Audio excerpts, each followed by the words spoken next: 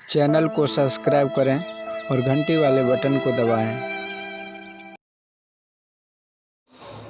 परम आदरणीय सत्संग प्रेमी महानुभावों, धर्मानुरागिनी माताओं एवं धर्मशिला बहनों,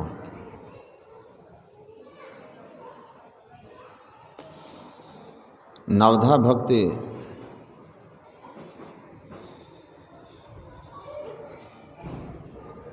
का पाठ हम लोगों ने अभी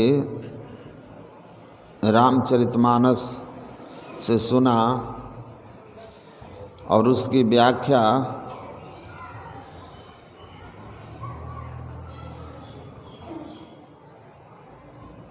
भी हम लोगों ने सुना। सातवीं भक्ति तक ही उसमें भक्ति है, समदम का जहाँ साधन छठी सातवीं भक्ति में है। आठवीं और नौवीं भक्ति गुरु महाराज कहते थे उस भक्ति का फल है जो भक्ति में परिपूर्ण हो जाते हैं। उनके क्या लक्षण होते हैं या उनमें क्या गुण आता है, ये आठवीं और नौवीं भक्ति है।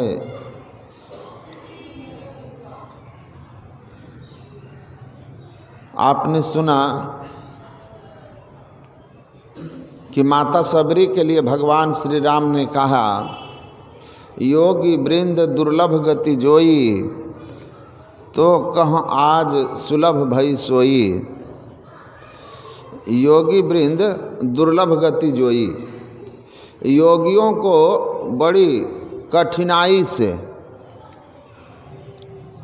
बहुत परिश्रम, बहुत साधन, बहुत त्याग के बाद जो गति मिलती है वो गति माता सबरी को मिली।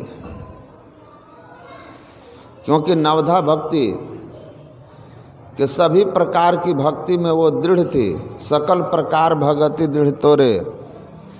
तो योगी वृंद दुर्लभ गति, योगियों को दुर्लभता से मिलने वाली गति है क्या? योगी किसको कहते हैं? आप लोग बहुत बार सुने कि योगी की परिभाषा गुरु नानक देव ने कहा, एक दृष्टि करी संसार जाने। जो दोनों युगल दृष्टिधारों को सम कर लेता है, एक कर लेता है, जोड़ लेता है, योगी कहते हैं। योगः चित्तवृत्ति निरोधः, चित्त के पूर्ण सिमटाव को योग कहते हैं। चित्त में उठने वाले जो वृत्तियां हैं, तरंग हैं, कल्पना, भावना, विचार, उन सब को निरुद्ध कर देना योग कहलाता है। और यह दृष्टि की एक बिंदुता पर संभव हो पाता है। अर्थात एक दृष्टि करी संसार जाने जिसको कहा, वही योगः चित्तवृत्ति निरोधा है। यारी साहब कहते हैं, योगी युक्ति योग कमावहु, सुषुम्ना घर बैठ आसन सहज ध्यान लगावहु, प्रकटी ज्योति आकार अनुभव शब्द सोहंगावहु। योगी कौन? वही सुषुम्ना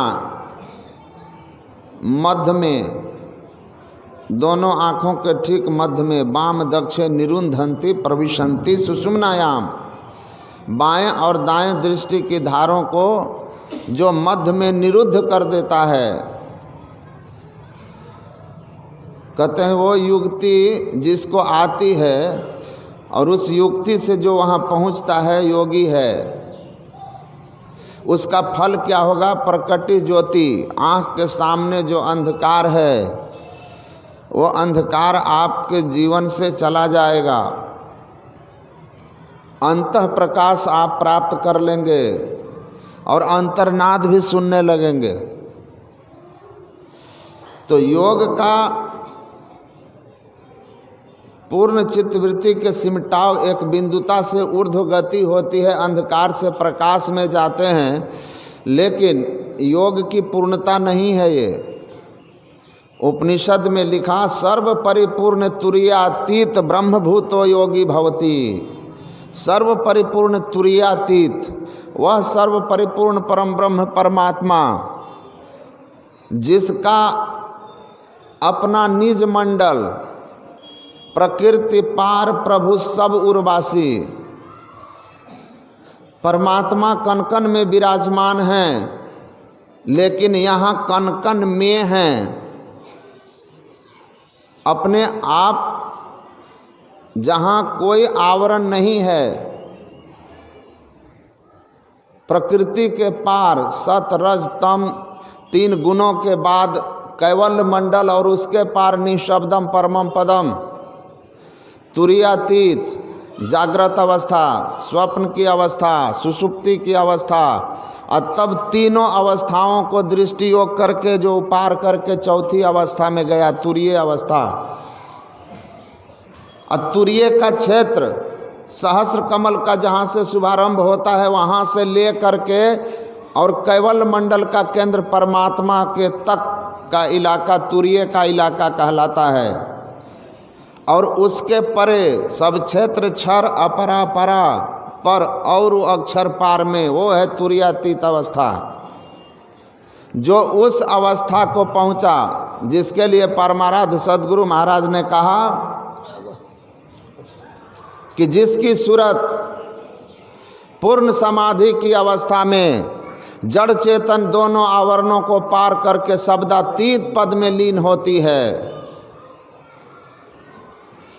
और जब वह शरीर भाव में आता है तो सूरत को सार शब्द में लगाए रह करके उन्मुनी अवस्था में रहकर संसार का कार्य भी करता है, और ब्रह्म से कभी अदर्शन उसको नहीं होता, क्योंकि सूरत सार शब्द में लगे रहने के कारण उसकी आत्मदृष्टि सदैव कार्यरत रहती है। ऐसे महापुरुष पूर्ण योगी होते हैं, संत होते हैं, और ये दुर्लभ गति है। और इस गति को ही जो प्राप्त कर लेता है वही इस संसार में पुनः नहीं आता। और ये दुर्लभ गति किसको मिलती है? जो माता सबरी की तरह अपने अंदर की योगाग्नि को प्रकट कर लेता है। योगाग्नि तब कर प्रकट करी कर्म शुभाशुभ लाय, भक्ति सिरावे ज्ञान घृत, बुद्धि सिरावे ज्ञान घृत, ममता मल जरि जाय। जो अपने अंदर में तज जोग पावक देह हरिपद लीन भई जहाँ नहीं फिरे। जो अपने अंदर के योगाग्नि जो अंतर ज्योति और अंतर्नाद के रूप में है, पांचवी भक्ति मंत्र जाप, और उसी के साथ महर्षि संतसेवी परमहंस जी महाराज कहते थे मंत्र जाप मम दृढ़ विश्वासा में ही छठी भक्ति समाहित, मानस ध्यान समाहित है। क्योंकि जब हम किसी को पुकारते हैं तो उसका ख्याल भी हमारे मन में आता है उस रूप का।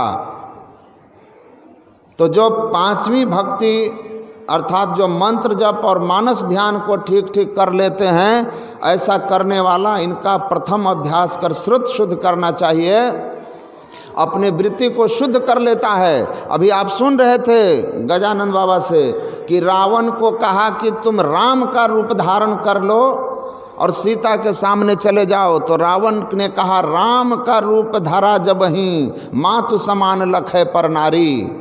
जब हम भगवान श्री राम के रूप का चिंतन करते हैं तो हमारी दृष्टि निर्मल हो जाती है और हमें पराई नारियां माता के समान दिखने लगती है। गुरु महाराज कहते हैं उसी तरह से मानस जप और इष्ट रूप को जो अपने अंदर में प्रकट कर लेता है हूबहू, उसकी वृत्ति शुद्ध हो जाती है, भाव शुद्ध हो जाते हैं। और ऐसे शुद्ध भाव वाले व्यक्ति दृष्टि योग की क्रिया सात्विक भाव में रहने वाला सहज दृष्टि की धारों को गुरु की बताई युक्ति से मध्य में केंद्रीभूत करके और वह पूर्ण एकाग्रता एक बिंदुता को प्राप्त करके तेजो बिंदु परम ध्यानम विश्वात मृदम संस्थितम की अवस्था में प्रकटी ज्योति को प्राप्त करके अंतर्भूति अंतर्नाद को भी अनुभव करने लगता है। और गुरु की बताई युक्ति से आगे बढ़ते हुए पांचों मंडलों के केंद्रीय नाद को सुनता हुआ बजती है 5 नौबतें सुनी एक एक को, प्रत्येक पर चढ़ी जाए कि निज नाह खोजना, पंचम बजे धूर घर से जहाँ आप विराजें, गुरु की कृपा से मैं ही तह पहुँची खोजना। इस तरह से वह योगाग्नि में अपने शरीर का त्याग कर देता है। सारे शरीरों को, स्थूल शरीर, सूक्ष्म शरीर, कारण शरीर, महाकारण शरीर और कैवल शरीर, वो कहते हैं कि सारे शरीरों से अपने को निकाल करके निःशब्दम परमम पदम में, गुरु महाराज कहते हैं, समाधि में जिनकी सूरत स्थिर होती है, ऐसे पूर्ण योगी सर्व परिपूर्ण तुर्यातीत ब्रह्मभूतो योगी भवति। ये दुर्लभ गति है योगियों की। माता सबरी को प्राप्त थी क्योंकि मातंग ऋषि की सदयुक्ति से उन्होंने अपने अंदर के ज्योतिनाद रूपी ब्रह्माग्नि को प्रकट करके सार शब्द में सूरत को संलग्न कर दिया और शरीर का त्याग कर दी। गुरु महाराज कहते हैं सार शब्द ध्वनि संग सूरत हो अकह में लीनी, और ध्वनि अशब्द अनाम परम पद गति की भीनी, द्वंद्व द्वैत स्वरहित स्व प्रभु पद पाई के, अरे हाँ रे में ही सूरत न लौटे बहुरी न जन्मई आई के। माता सबरी ऐसी अवस्था में थी और वही जिसकी अवस्था को प्राप्त कर सकते हैं, उस अवस्था में पहुंच सकते हैं। पूज्य श्री लोग मंचासीन हैं, उनसे आप विशेष रूप से सुनेंगे। बोलिए श्री सद्गुरु महाराज की जय।